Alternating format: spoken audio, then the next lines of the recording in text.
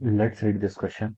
So this question says, at what angular speed of a rotation is the surface material of the equator of a neutron star on the verge of flying off the star if the star is spherical with radius of 18 km and a mass of 7.72 into 10 to the power 24 kg? Okay, तो चलिए बच्चों, अब हम इस question को start करते हैं। तो देखिए बच्चों, इस क्वेश्चन का की कॉन्सेप्ट आप क्या लिख सकते हैं? जो की कॉन्सेप्ट ऑफ दिस क्वेश्चन, इस क्वेश्चन का की कॉन्सेप्ट आप लिख सकते हैं। इस क्वेश्चन में देखिए हमें क्या बताना है, क्या एंगुलर स्पीड होनी चाहिए किसके rotation of the surface material on the equator of A neutron star. Okay, neutron star की हमें क्या बतानी, क्या यहाँ पर एंगुलर स्पीड होनी चाहिए on the words of flying of if the star is spherical with radius. Okay, उसके जो मटेरियल है, जो आपका क्या देखिए, जो आपका न्यूट्रॉन स्टार है, न्यूट्रॉन स्टार का जो मटेरियल है सरफेस मटेरियल, उसका सरफेस मटेरियल की आपकी एंगुलर स्पीड ऑफ रोटेशन कितनी होनी चाहिए, जिससे क्या हो सके, वो आप क्या कर सके on the equator of a neutron on the verge of flying off the star if the star is spherical। Okay, मतलब रोटेशन करने के लिए उसकी एंगुलर स्पीड हमें क्या होनी चाहिए, हमें ये कैलकुलेट करके बताना है। क्वेश्चन में आपको रेडियस और मास क्या कर रखा है, यहाँ पर गिवन कर रखा है। ओके, देखिए बच्चों, इस क्वेश्चन का की कॉन्सेप्ट आप क्या लिख सकते हैं, आपका सेंट्रीफ्यूगल फोर्स भी लिख सकते हैं या फिर सेंट्रीपिटल फोर्स भी लिख सकते हैं। क्या लिख सकते हैं?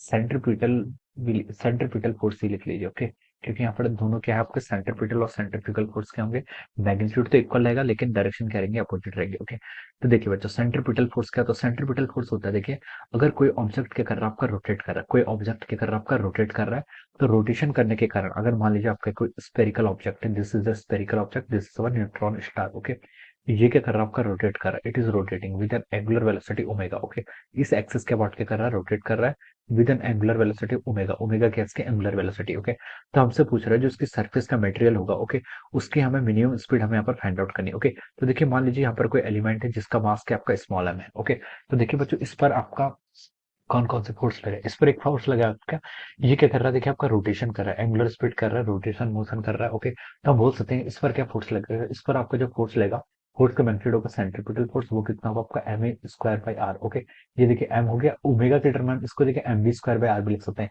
लेकिन क्वेश्चन में हमें एंगुलर स्पीड फाइंड आउट करना है, तो मैं इसको ओमेगा के टर्म में लिख रहा हूँ। Okay, M omega square R, this is the magnitude of the centripetal force या सेंट्रीफ्यूगल फोर्स। सेंट्रीफ्यूगल फोर्स कब कैलकुलेट करते हैं, जब आपका ऑब्जर्वर क्या होता है, non accelerated frame of reference होता है। ओके, तब हम यहाँ पर सेंट्रीफ्यूगल फोर्स लिखते हैं। ओके, ये इसको कौन प्रोवाइड कर रहा है, it must be provided by, ये इस फोर्स को आपका कौन प्रोवाइड कर रहा है, इसको आपका ग्रेविटेशनल फोर्स प्रोवाइड कर रहा है। ओके, तो हम ग्रेविटेशनल फोर्स का क्या लिख सकते हैं, G into capital M divide by M by R का बाई आर स्क्वायर। ओके, ये आर आप यहाँ पर स्मॉल आर यूज किया तो स्मॉल आर यूज कीजिए। ओके, ये क्या हो जाएगा आपका, दिस विल बी थे, हम इस तरीके से क्या लिख सकते हैं, इसको लिख सकते हैं। ओके, देयर एम क्या हो गया, यहाँ पर mass of the surface material हो गया स्मॉल एम, और कैपिटल एम क्या आपका मास होता है न्यूट्रॉन स्टार। ओके, अब देखिए आपने यहाँ पर इतना कैलकुलेट कर लिया। अब देखिए, अब आप क्या कर लीजिए, यहाँ से आप स्मॉल एम को आप स्मॉल एम से क्या कर लीजिए, कैंसिल कर लीजिए, तो ये कितना हो जाएगा आपका ओमेगा स्क्वायर इजिकल टू कितना हो गया आपका G M divided by R cube. Okay, ये आपकी ओमेगा स्क्वायर की वैल्यू आ गई। ओके, एंगुलर स्पीड का स्क्वायर कितना हो गया आपका, G M by R cube के इक्वल हो जाएगा। ओके, अब देखिए यहाँ पर हमें देखिए सारे डेटा गिवन है, जी की वैल्यू हमें पता है,